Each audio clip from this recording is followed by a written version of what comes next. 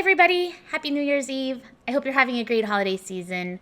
I was just thinking I would hop on here for a minute and just feel like I haven't spent a lot of time telling you guys about who I am. And I thought maybe it would be a good time of year because one of my resolutions for the next year is to bring more of myself to my work. Because I think that personal relationships and getting to know each other is part of what makes everything better in the world. I've definitely seen that in my life, that the people I feel strongly connected to have been more helpful in my professional development, and I want to help other people in their professional development. So I want to give you guys a chance to get to know me a little better. So you'll be seeing more of this kind of video from me in the coming year. But one thing that I haven't talked a lot about on here is my story. So how I got to be in a situation where I am a social worker who also does data stuff. And so I thought I would share just a little bit more about that today in case you're curious. So I knew that I wanted to be a social worker probably when I was in about 7th grade. I was one of those kids who, this was before the internet. So I bought one of those giant thick college books and literally went through it with a highlighter to pick out colleges that had social work had an accredited social work program. I knew I wanted to go to college on the East Coast. I kind of fell in love with like the colonial area of Virginia, and I thought it was really beautiful and really different from where I grew up on the Oregon coast. And so I bought a college book, highlighted the colleges I was interested in, literally sent like form letters to every college, to their admissions office, saying I was interested in social work and wanted to know what scholarships they had. I remember another criteria I used when I went through the book was that I knew I wanted to go somewhere that had sort of progressive values. And so I would look to see if they had something listed under their extracurricular activities related to supporting students who were gay or lesbian, which is kind of that was sort of a theme for me growing up in high school. It was sort of during that era where they were trying to pass laws like removing special rights for people who were gay or lesbian. And I was really upset about that. And I really wanted to be in an environment where that wasn't going on, or where people were supported regardless of their sexual orientation. So that was actually one of the criteria I used when I went through and highlighted my book. I was sort of a social worker way back.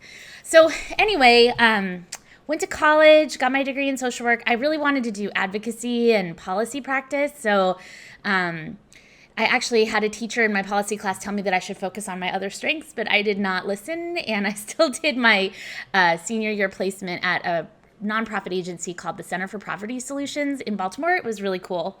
I got to go to Annapolis and advocate for a bill, and I worked with their lobbyists, and we would have muffin breakfasts for the legislators and try to convince them to pass more programs to help people who were in poverty. So that was really cool. Then when I got ready to go to graduate school, I went and I tried to find a school that would not cost me $1 million. So I ended up at the University of Tennessee, Knoxville, where they gave me a fellowship that made it affordable for me.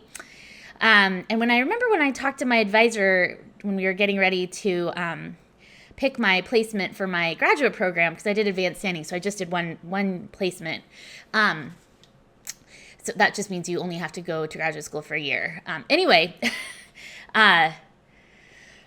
the advisor said, you've done all this advocacy policy work, but to be really good at that kind of stuff, you really need direct clinical practice experience. That's what makes you good at policy, helps you understand how things work, makes you a better social worker. So I let them talk me into doing a clinical internship working with families who are affected by sexual abuse in kind of the outskirts of, in Knoxville, which is sort of on the outskirts of Appalachia. Anyway, so I did that. Then I moved to New York City for a couple years after graduate school, because that was during the era where we all watched Friends and thought that's what 20-somethings did, is just move to New York and get an apartment, because that seemed feasible. And being young and idealistic, it kind of worked out. So I got a job working at a drop-in center for individuals experiencing homelessness on Staten Island. And I lived in Brooklyn, and I did that for a couple years. If you do the math, you'll figure out that I was actually in New York on September 11th. That was when I had first moved to New York.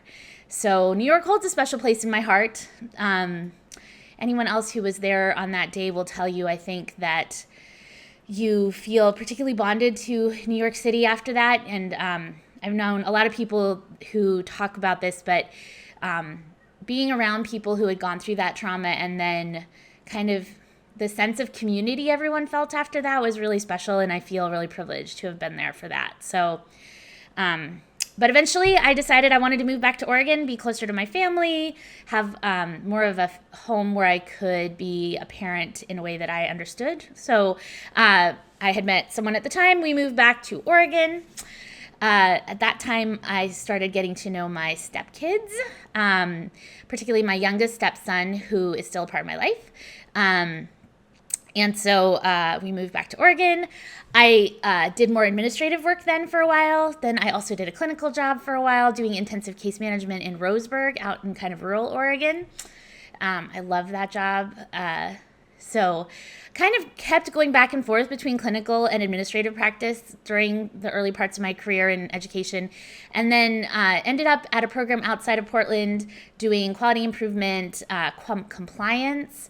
And that's how I first got interested in electronic health records and data, because it was right around the time everybody was adopting those for the first time, and I started to see that we really needed people who understood both worlds in order to make those programs effective. So people needed to understand all of the stuff clinicians understood about being out in the field and working with people directly, and how hard it is to do that job, and how important the information is that gets captured in those systems. But then you also need someone who can understand how you're going to actually use that information and how to make it meaningful. And so that was the bridge that I was able to kind of be for the two parts, the clinical side and the data/technical side of things. And in a weird way, I kind of think my brain had been preparing for that all throughout my early parts of my career. So it was kind of a nice fit. So over time, I've moved into a position now where I work for myself, and I do contract work with various agencies to help them bridge that gap between sort of the data technical side of things, or you could even say quality compliance, which is really all, at this point, kind of relates back to our electronic health records, if you use them, because that's where those things are being captured. But still bridging that gap back to the clinical side of things and sort of the mission and the core of what we're doing this for. So, and I live in Portland now, and Portland is kind of, I like to pretend it's the Brooklyn of my day. So it feels a lot like my life in Brooklyn. My son is in a rock band, and so I get to go watch him play at shows that seem not that different from things I did when I lived in New York as a 20-something. So that's me. That's a little bit more about me. I'm an introvert, but I can kind of pass as an extrovert. I just get kind of tired after a lot of that. I love thinking about all the parts of a system and kind of coming up with different angles and how to think about that. I used to really love doing clinical supervision for that reason. I love kind of being a sounding board and then coming back with different ways of thinking about something, or maybe a perspective that someone hasn't thought of. I think that's kind of magical. So that's also the part I like about doing consulting or technical assistance for people, because two heads are better than one, and sometimes we forget that there's an actual sort of magical thing that happens in conversation with another person.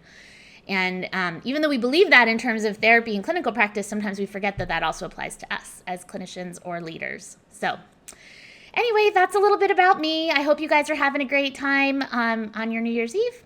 And I look forward to sharing a little bit more about me as the year goes on. And I will talk to you all soon. Okay.